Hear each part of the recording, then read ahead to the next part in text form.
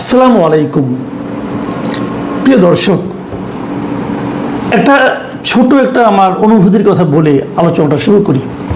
আপনারা প্রায় শুনবেন একটা শব্দ খুব উচ্চারিত হয়, গত অনেক বছর ধরে উচ্চারিত হচ্ছে।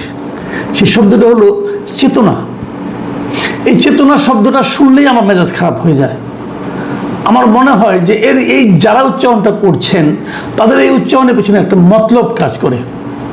এই চেতনা কথাটা আমরা আগে শুনতাম, আওয়ামী লীগ আমলে শুনতাম, ওনারা বলতেন মুক্তিযুদ্ধের চেতনা। মুক্তিযুদ্ধের চেতনা এই কথাটা বলে তারা স্ট্রেট ওয়েতে জাতিটাকে দুভাগ করে দিয়েছিল। যারা আওয়ামী লীগ করেন তারা মুক্তিযুদ্ধের চেতনার পক্ষে, আর যারা আওয়ামী লীগ করেন না তারা মুক্তিযুদ্ধের চেতনার বিপক্ষে। তারা এভাবে ভাগ করে দিয়েছিল। মুক্তিযুদ্ধের চেতনার পক্ষে থেকেও যে আওয়ামী লীগ না করা যায় এই কথাটা তারা মানতেই চান না, এবং এটা করার মাধ্যমে জাতিকে বিভক্ত করা হয়েছিল এবং মানুষে মানুষে একটা বিভেদ তৈরি করা হয়েছিল।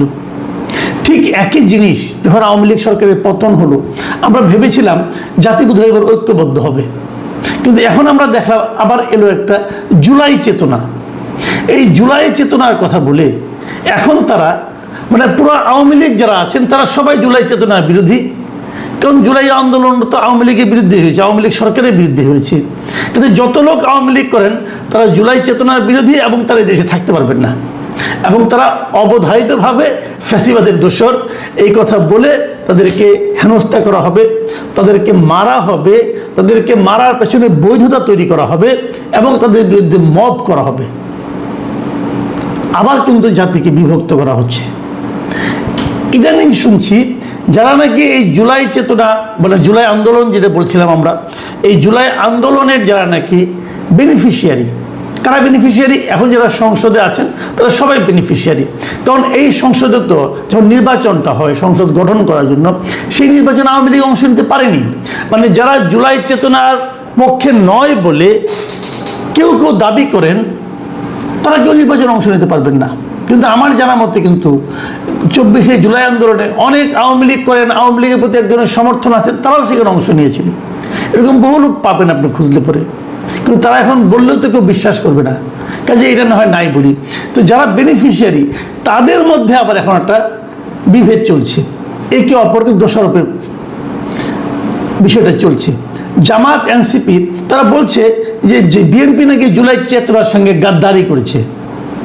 আবার বিএনপির পক্ষ থেকে বলা হচ্ছে আমরা জুলাই চেতনার পক্ষে আছি, ওরা বাড়াবাড়ি করছে।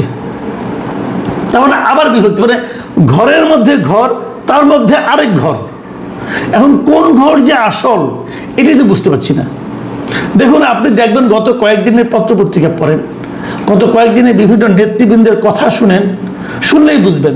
দুদিন আগে দেখলাম জামাতের যে সেক্রেটারি জেনারেল মিয়া গোলাম পরোয়ার, তিনি বলছেন জুলাই চেতনা থেকে মুখ ফিরিয়ে নিচ্ছে বিএনপি সরকার।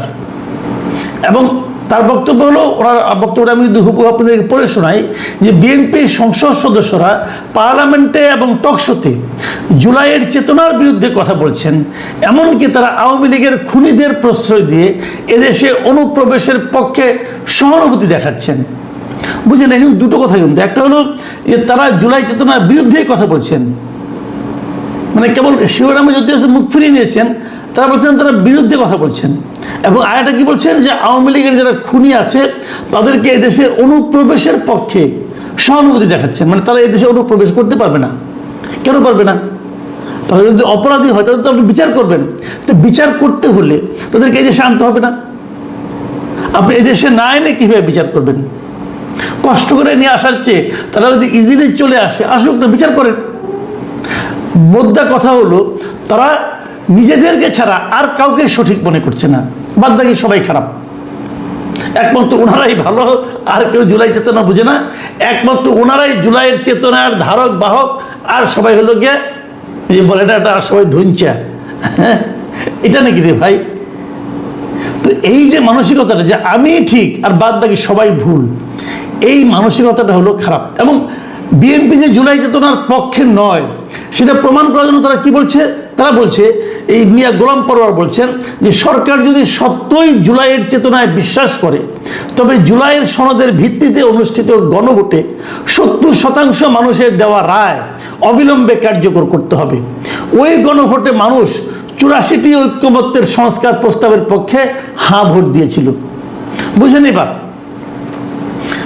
মানে ওনারা বলছেন যে যদি জুলাই চেতনায় বিশ্বাস করে তাহলে গণভোটের রায়কে মানতে হবে। ভাই গণভোটটা কি ছিল? গণভোটটা কিভাবে হয়? এবার সংসদে গণভোট ঢোকানোর কথা বলা হচ্ছে। কয়েকদিন আগে আদালতের রায় হয়েছিল। গণভোটটা আমাদের সংবিধানের একটা অংশ ছিল, কিন্তু আওয়ামী লীগ সরকারের আমলে যখন তারা তত্ত্বাবধায়ক সরকারকে বাতিল করে দিল, এই সংবিধান থেকে বের করে দিল, তখন তারা গণভোটকেও বাতিল করে দিয়েছিল। তো তখন তো যেটা ওই সরকার ছিল একটা সাংবিধানিক সরকার, মানে ডক্টর ইউনূসের সরকার।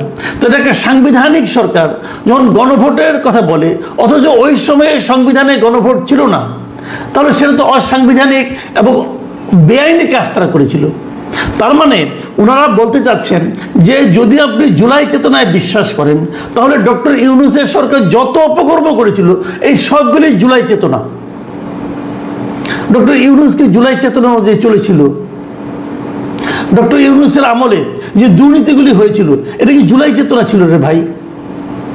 এক একজন পিএসের, এক একজন উপদেষ্টার পিএস তারা যে 300 কোটি টাকা বানিয়ে ফেলাইছে, 400 কোটি টাকা বানিয়ে ফেলাইছে, এটা কি জুলাই চেতনায় ছিল?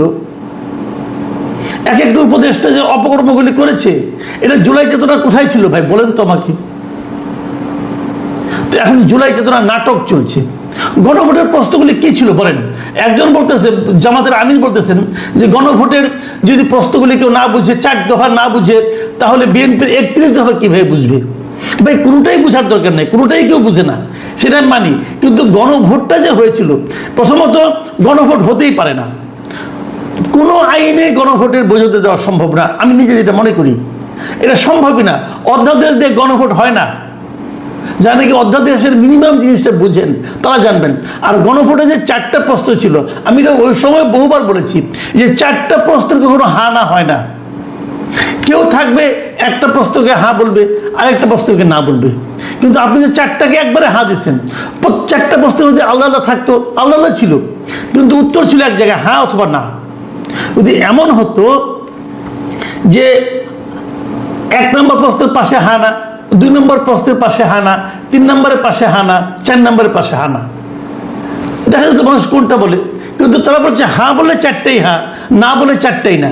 এটা আমি ওই সময় এবং পরবর্তী বহুবার বলেছি যে পৃথিবীতে এমন উদ্ভট গণভোটের আয়োজন কেউ করে নাই। এই উদ্ভট আয়োজন, এটা কি জুলাই চেতনা হতে পারে? কিভাবে হয়? এখন যে ঝামেলাটা চলছে সরকারি দলের সঙ্গে বিরোধী দলের, তাদের মধ্যে মূল ঝামেলাটা কি যে সংবিধানকে সংস্কার করব নাকি সংশোধন করব? সংবিধানকে সংস্কার করব না সংশোধন করব? সংবিধান সংস্কার পরিষদ গঠন করতে হবে, এটা বিরোধী দলের আহ্বান। আর বিএনপি বলতেছে যে আমি সংবিধান সংস্কার পরিষদ যে করবো, করে ওই পরিষদ যে সংবিধানটাকে চেঞ্জ করবে, যদি আজকের থেকে 5 বছর 10 বছর পরে বলে যে তুমি সংবিধান সংস্কার করলা কিসের আলোকে, কোন আইনের বলে, কোন আইনে আছে যে সংবিধান সংস্কার পরিষদ গঠন করা হবে, কি বলবে এরা? দেখুন প্রশ্ন কিন্তু দুটো। 1 নম্বর হলো, আমি যেটা মনে করি মানে বিরোধী দল যা চাচ্ছে সেটা কোনো আইনের মধ্যে পড়ে, guide zone, just guide zone. এবং তারা বলছে এটা জুলাইয়ের চেতনা। জুলাইয়ের চেতনা কোথায় ছিল? এটা হবে কে বলেছে? ওই আলী রিয়াজরে বললে হবে? আলী রিয়াজ জুলাইয়ের কে? আলী রিয়াজ কি জুলাই মাসে বাংলাদেশে ছিল? অগাস্ট মাসে ছিল? অগাস্ট মাসের মানে সরকার পতনে 1 পর্যন্ত ছিল? সে ছিল আমেরিকায়। আমেরিকা থেকে উড়ে এসে সে বলে যে আমি সব সংস্কার করে দেবো। ওর সংস্কার কে মানে? তার সংস্কার যে আদৌ কোনো সংস্কার হয়েছে এটা উনি ছাড়া আর ওনার কিছু চেলা চামুন্ডা ছাড়া আর কেউ বিশ্বাস করবে? কই তারা এখন? কোথায় তারা? গত কয়েক মাসে তাদেরকে কেউ দেখেছে এই দেশে?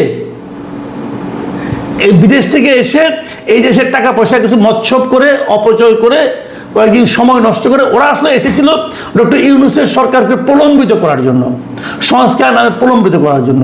তো এই যে তারা যে কাজগুলো করেছে এটি তো কোনো আইনগত ভিত্তি নাই। আপনি বলবেন এটা বিপ্লবী সরকার, না, এটা তো বিপ্লবী সরকার ছিল না। ডক্টর ইউনূস তো একবারের জন্য বলেন নাই উনি বিপ্লবী সরকার করেছেন। উনি বলেছেন এটা একটা সাংবিধানিক সরকার। সাংবিধানিক সরকার অর্থ কি?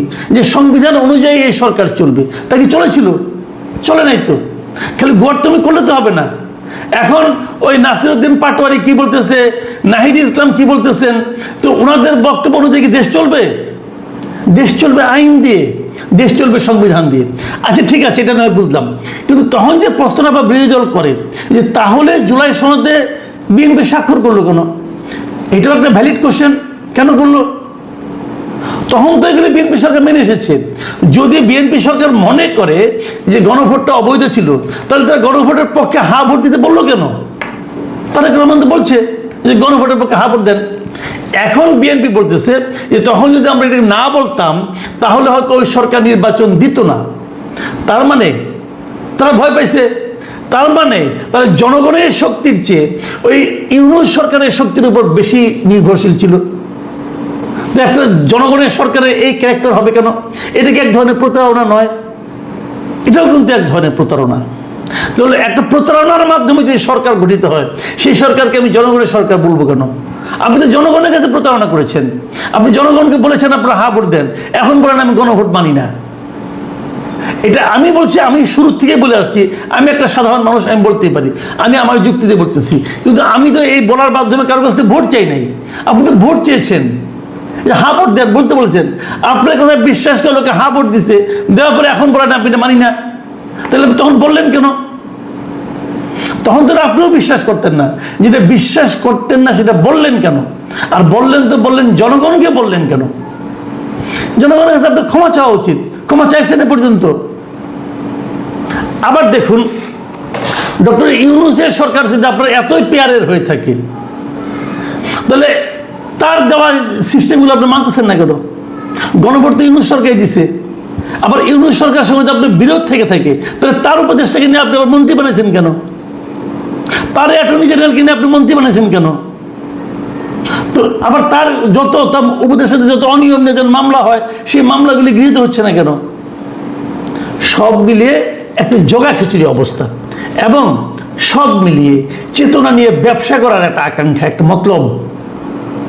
এই চেতনার ব্যবসা কিন্তু সবাই করতেছে।